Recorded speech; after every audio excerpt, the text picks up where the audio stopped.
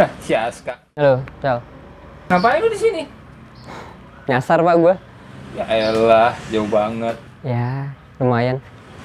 Ya lu sekarang sibuk apaan sekarang? Cuma ngurus kuliah sama mulai bisnis kecil-kecilan sih pak. Wah, bisnis apaan tuh? Kebun hidroponik. Wah, keren tuh. Biasa aja. Kayak yang lain juga. Gue mau tahu dong.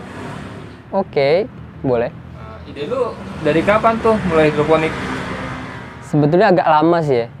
Sekitar 2018 gue dapet ide itu. Terus makin kesini gue pikir ide itu jadi prospek dan ya udahlah. Gue coba ngasih proposal ke teman-teman gue soal ide itu. Alasan lu buat kebun hidroponik apaan sih? Sebenarnya simple ya pak. Pertama itu karena gue seneng ngeliat tumbuhan hijau, sayuran hijau terutama. Lu bisa bayangkan gak sih kalau pagi-pagi nih kan, lu keluar halaman, lu ngeliat disambut sama sayuran-sayuran hijau, gue pikir menenangkan sih ya. Nah semakin kesini ternyata alasan itu semakin menguat dan berkembang, gak cuma sampai situ. Di daerah kita ya, di daerah Parung Panjang terutama, lu tahu kan kita udah hampir habis tuh lahan pertanian. Nah gue pikir itu bisa jadi salah satu alternatif buat para petani yang nggak punya lahan gitu. Jadi kayak semacam urban farming gitulah gitu. Terus bedanya apa hidroponik sama cara tanam lain?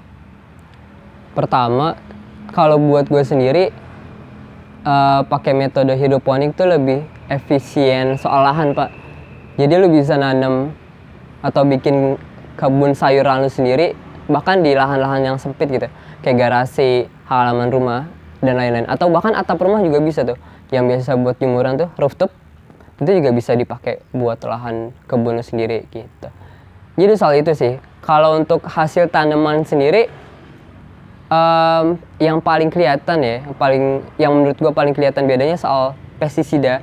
Kalau di hidroponik kan memang nggak pakai pestisida gitu, dan ya menurut gua cukup inilah lebih sehat gitu dibanding sayuran yang pakai pestisida. Iya sih pasti sih. Gue setahu gue pestisida kan ada bahan kimia-kimia gitu Nah, sih ya. itu dia yang jadi berbahaya sih, bisa jadi berbahaya dalam jangka panjang kalau kita konsumsi terus. Nah itu, gue sepakat. Tim lu ada berapa orang tuh? Terus dia ngapain aja di ini kerjaannya? Sekarang tim inti ada 4 orang. Yang pertama itu ngurus bagian marketing, yang kedua ngurus bagian produksi, atau gue nyebutnya manajemen produksi. Yang ketiga ngurus bagian sosial media, soal branding. Sama yang terakhir, gue nggak tahu nih ngapain yang terakhir nih.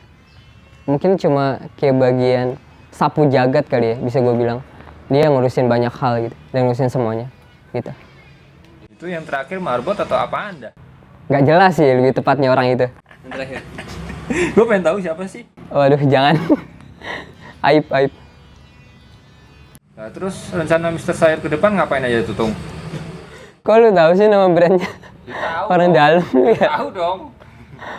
Ini sih kalau rencana ke depan gue ya. Sama lu juga kan berarti? Ya udah jelasin Lu kan aja orang kenapa dalam. lu. Kalau dari rencana tahun pertama itu gue pengen bikin produksi sama manajemen timnya stabil. Nah di tahun kedua setelah manajemen tim sama produksi udah stabil, gue pengen mulai merambah ke peningkatan ekonomi masyarakat sih sebetulnya.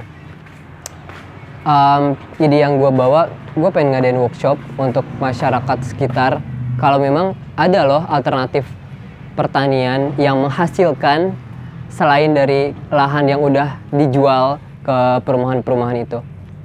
Dan dari situ gue juga pengen mengajak masyarakat di sini untuk bermitra dengan hidroponik ini, biar nanti kita istilahnya bisa sampai ke ketahanan pangan di sektor sayur kayak gitu.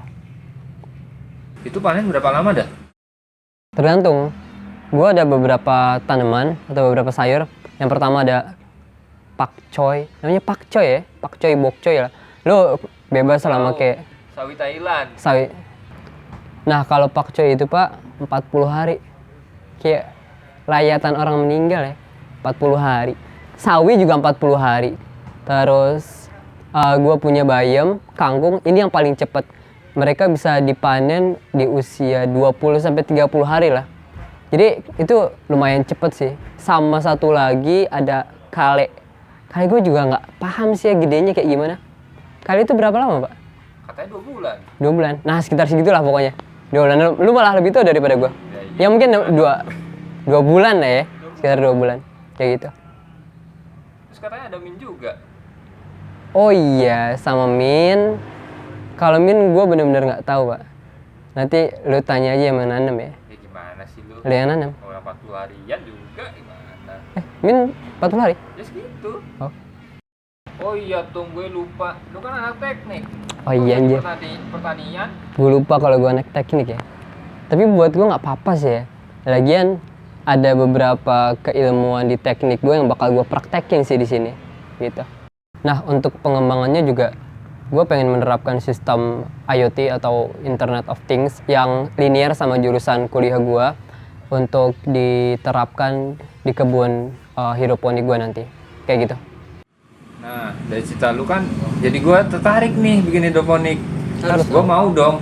Iya, di rumah gitu. Kan tadi kan lu bilang bisa tuh bikin kebun di rumah. Oke. Nah, tapi gue juga budgetnya dikit. Ya, Kismin. Kalau budget lu tipis, Pak, saran gue lu pakai sistem aja. Lu pernah lihat baki kan? Baki kotak itu atau untuk mandi kucing atau kucing. Ya, Nah, lu bisa pakai itu atau styrofoam box untuk buah. Memang kapasitasnya nggak banyak sih, paling cuma sekitar maksimal tuh 12 lubang lah gitu. Tapi kalau budget lu lumayan, lu bisa pakai pipa paralon dengan sistem DFT. 8 paralon itu lu bisa bikin 150-an lubang lah, dan kalau lu jual sendiri ya udah lumayan lah gitu hasilnya. Lu juga bisa untuk konsumsi diri lu sendiri loh gitu. Masya Allah, keren banget itu Mas. Yaudah, gue jadi pengen kemajakan terus nih belajar hidroponik ke lu, bisa kan? Ya udah, lu langsung datang aja ke situ ya. Oke, siap.